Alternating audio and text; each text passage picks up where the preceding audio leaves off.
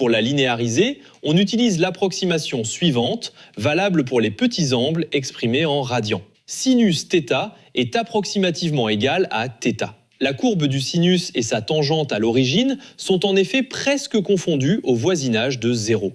L'équation linéarisée devient θ plus g sur L fois θ est égal à 0.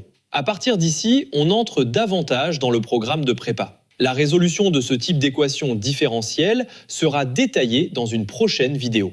On reconnaît l'équation d'un oscillateur harmonique. X plus oméga 0 au carré fois x est égal à 0.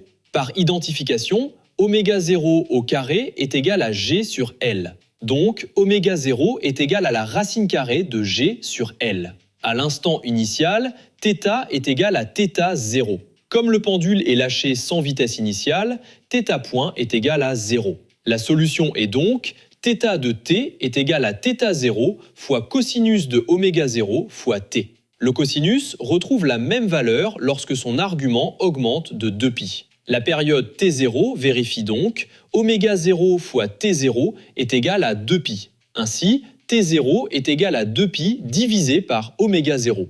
En remplaçant oméga 0, t0 est égal à 2π fois la racine carrée de L sur G. Cet exercice est une base de la mécanique en prépa. On pourra le rendre plus difficile en ajoutant des frottements, un forçage ou de grandes oscillations. Mais pour les petits angles, il faut connaître par cœur l'équation différentielle du pendule et l'expression de sa période.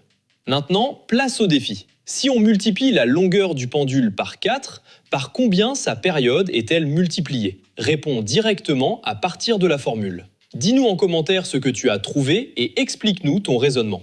Et si tu prépares ta rentrée, on t'attend sur Majorant. Tu y trouveras des ressources en français, en anglais, en informatique, en mathématiques et en physique. N'hésite pas à t'abonner pour ne pas rater les prochaines vidéos.